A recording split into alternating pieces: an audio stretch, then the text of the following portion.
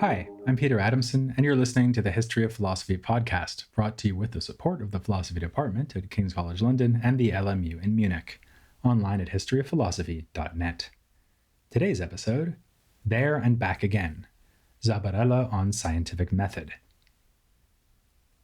At some point, you've probably heard a young child explain the plot of a movie.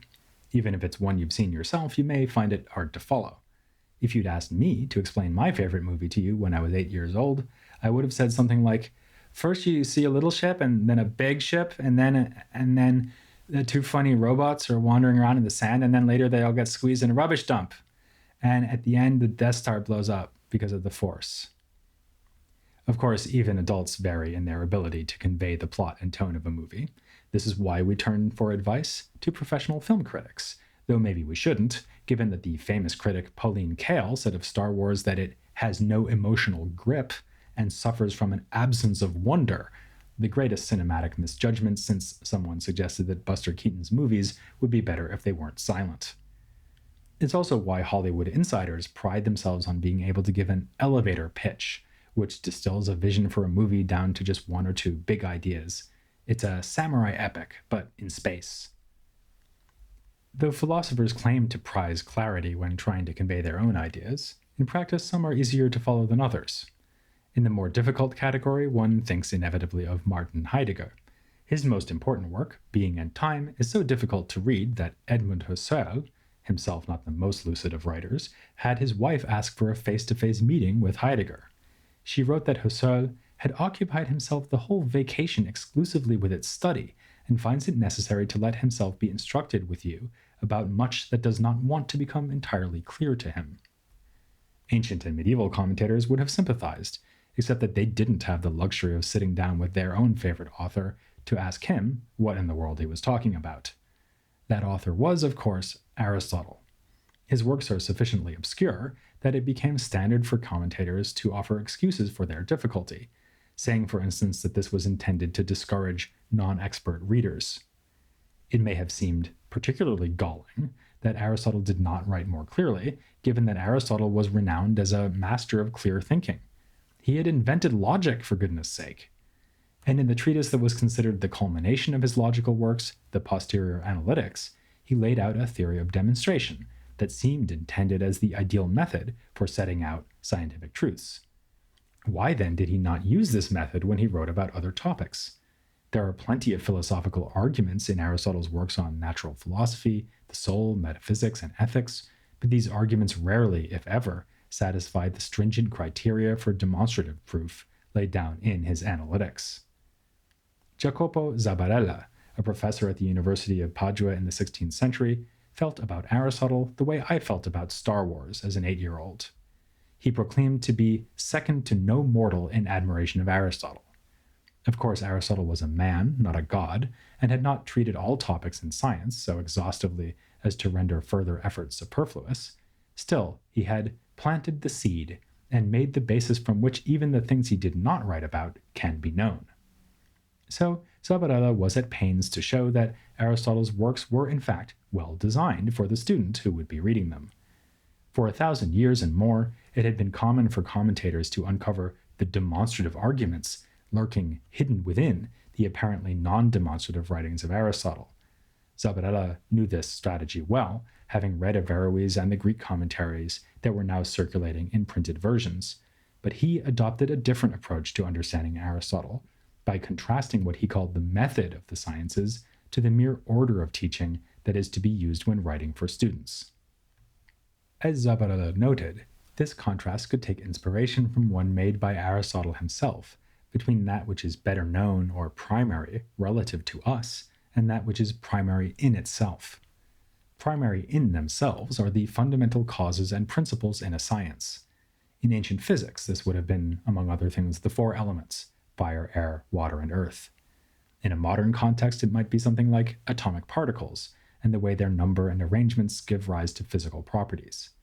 But such foundations are not primary relative to us.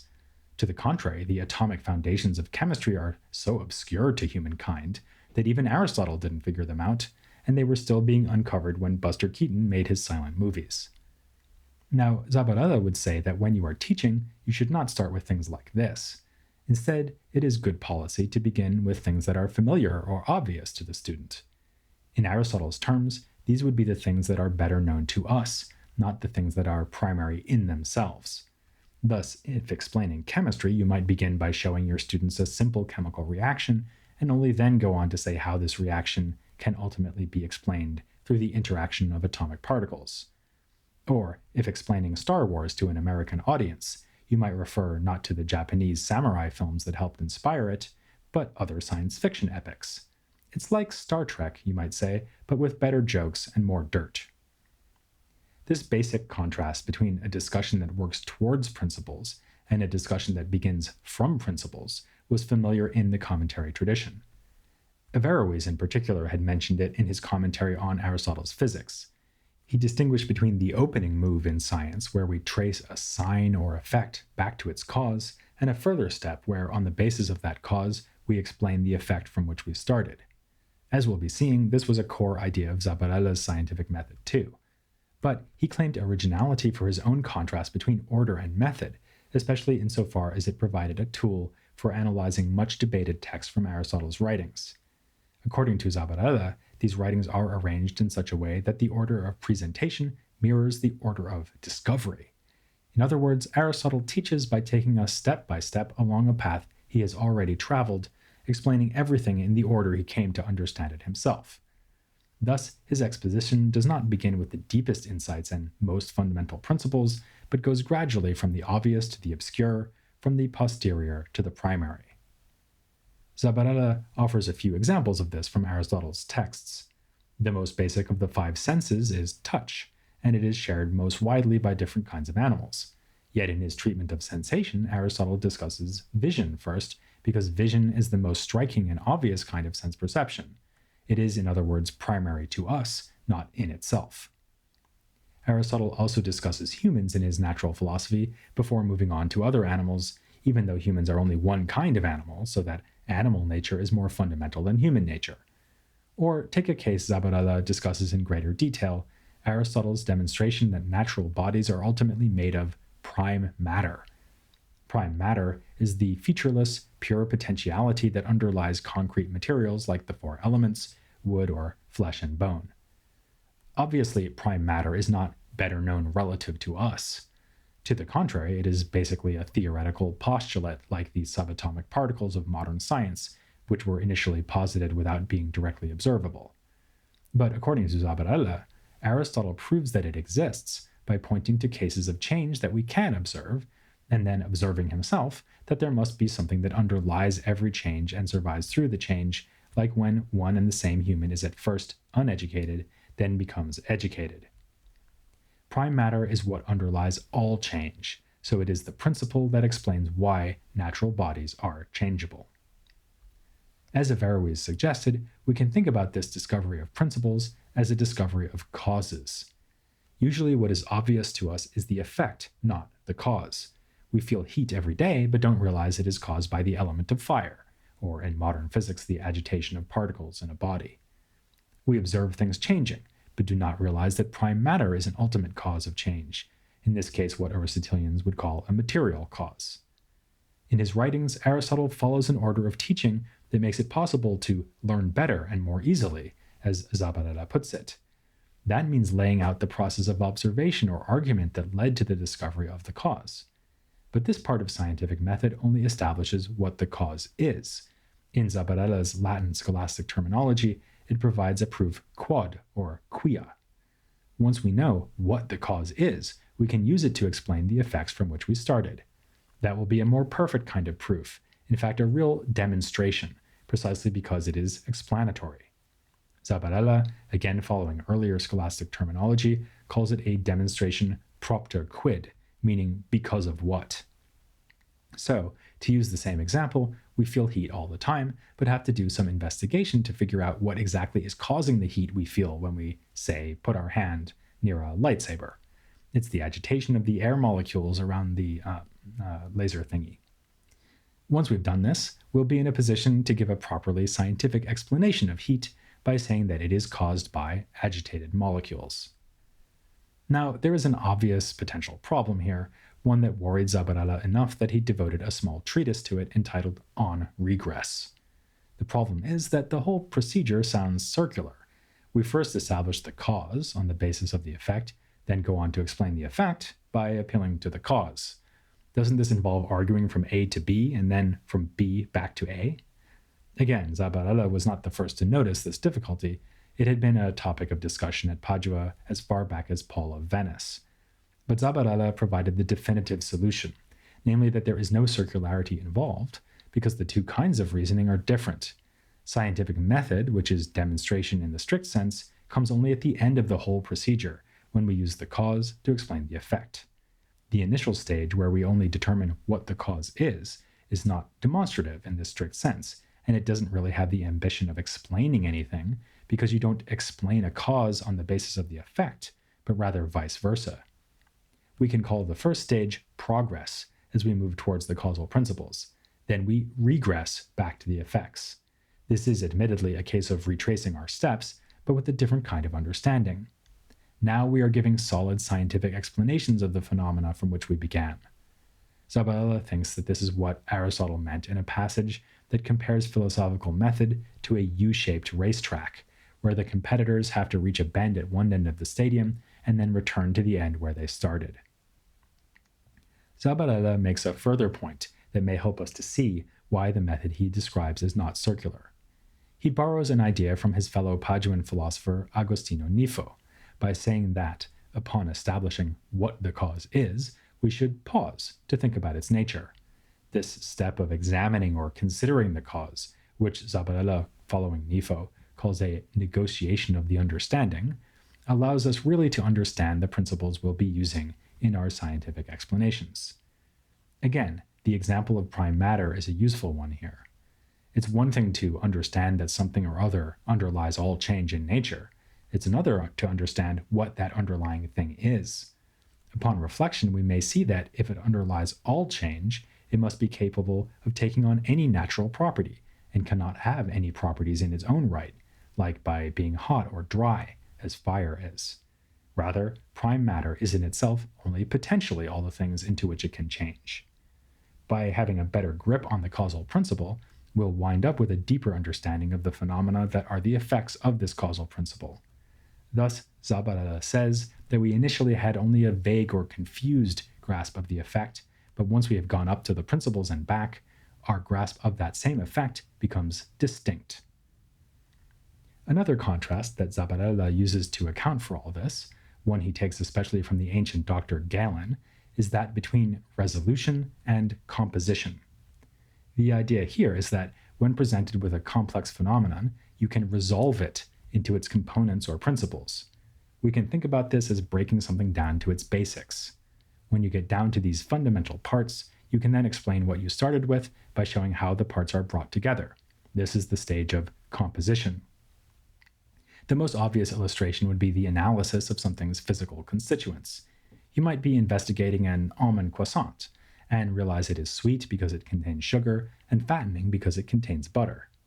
But it should work with more abstract examples too, like how Star Wars is made by mashing together tropes borrowed from samurai epics with ideas about space exploration and bad guys based on European fascists. These examples are a little bit misleading though, and not only because neither samurai nor fascists can make the jump to hyperspeed. Films and almond croissants are not phenomena we encounter in nature. They do not grow on trees. If they did, I'd have an almond croissant orchard. So in these cases, someone like George Lucas or a pastry chef had to start with the fundamental components and put them together to achieve the desired result. In other words, the process begins with composition, not with resolution. This is typical of the practical or productive arts and sciences, according to Zabarella. The producer has some purpose or end in mind and thinks consciously about how to reach that end through composition. He refers here to house building, one of Aristotle's favorite examples. When someone builds a house, they begin with bricks and beams and have to put the house together. In the study of nature, by contrast, we are presented with already complete, complex things that need to be traced back to their causal principles by resolving them into those principles. Only after doing that can we explain the natural phenomena on the basis of those causes, performing composition by seeing how the causes come together to produce the complex results we originally started from. So, the there and back again structure described by Zabarella is really only appropriate for non-productive or theoretical sciences, especially the branches of natural philosophy, like physics and zoology. His vaunted method is not applicable to practical contexts like the technological arts or ethics and political philosophy, where one begins from the desire to pursue some end rather than from observed phenomena that need explanation. Zabarella's focus on theoretical philosophy and his treatment of natural philosophy as the paradigmatic kind of science makes sense in biographical and institutional terms. He began in Padua as a professor of logic and later took up the chair of natural philosophy. His theory brings together these two parts of the university curriculum. As he says himself, the sciences are nothing more than logic put to use, and his works on scientific methodology are in turn nothing more than an attempt to show how logic, especially the theory of demonstration, is used in natural philosophy. One might add that the prestige of natural philosophy at the University of Padua matches the central role natural philosophy occupies in his theory. If this is only to be expected, it is no less predictable that, within the competitive atmosphere of Italian scholasticism, Zabarella's theory would be attacked by a rival. This was Alessandro Piccolomini, another philosopher at Padua who denied that the best order of teaching is the order of discovery. To the contrary, one should often begin by explaining first principles to the students. So, unlike Zabarella, Piccolomini would encourage a chemistry teacher to welcome students on their first day by presenting them with the theory of the atom, since it is fundamental for everything else they will learn. Piccolomini was also much more interested in metaphysics than Zabarella was, and stressed the dependence of natural philosophy on this higher science. Against this, Zabarella contended that the study of nature is independent of metaphysical considerations, which he leaves to the theologians. This is just one respect in which Zabarella and the Paduan thinkers leading up to him anticipated later ideas about science, ideas we associate more with the Enlightenment. We saw last time how Pomponazzi offered an account of soul and intellect that was deliberately independent of religious belief. He was not apologizing when he said that his account agrees with reason and experience, it maintains nothing mythical, nothing depending on faith. Likewise, Zabarella highlighted the empiricist side of Aristotle, writing that in the investigation of nature, all our knowledge takes its origin from sensation. Scholastics in this period also contrasted a priori and a posteriori knowledge, which is terminology that will become very familiar in later periods of philosophy. Whereas a posteriori knowledge is based on sensation, the kind of understanding Zabarella associates with natural philosophy, a priori knowledge is used in fields like mathematics that do not base themselves on empirical observation.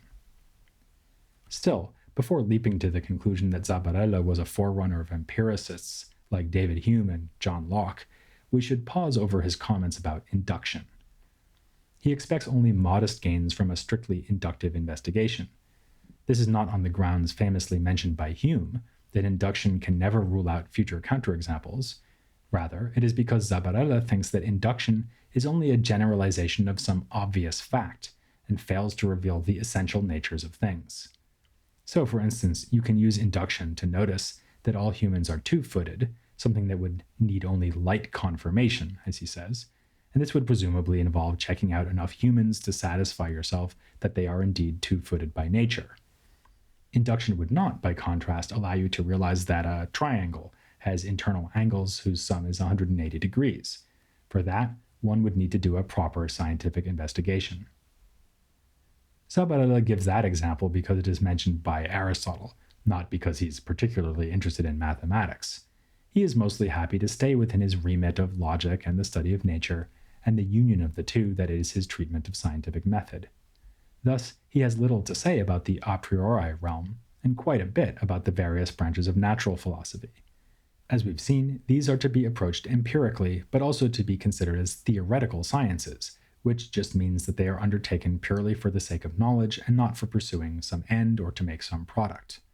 For this reason, Zabarella insists that medicine does not really belong to natural philosophy. It does, after all, pursue a practical end, namely the health of the patient. So he rigorously distinguishes the explanatory accounts that undergird medical treatment, the theory of the four humors, for instance, and in general, whatever belongs to physiology and zoology, from medicine as an applied art. This too can be seen as a way to pull rank within the university context. As an expert on Aristotelian natural philosophy, Zabarella was pleased to be able to tell his colleagues who taught medicine that the real science behind their activities was to be found in a work like Aristotle's Parts of Animals. But this was far from being the last word on science in the 16th century, at Padua and elsewhere. In coming episodes, we'll be exploring both of the disciplines just mentioned, mathematics and medicine, and seeing that many scholars were, unlike Zabarella, more than happy to step outside the confines of Aristotelian science. But before we turn to these topics, I want to wrap up our look at Paduan Aristotelianism and Averroism by looking more deeply at the impact of the commentaries of Averroes and other sources from the Islamic world. In a return no less welcome than that of the Jedi, Dag Nicholas Hasse will be coming back to the podcast to tell us all about the reception of Arabic philosophy in Renaissance Italy. I'm not forcing you to listen to it, but if you do miss it, all I can say is, I'll find your lack of faith disturbing. That's next time here on the History of Philosophy Without Any Gaps.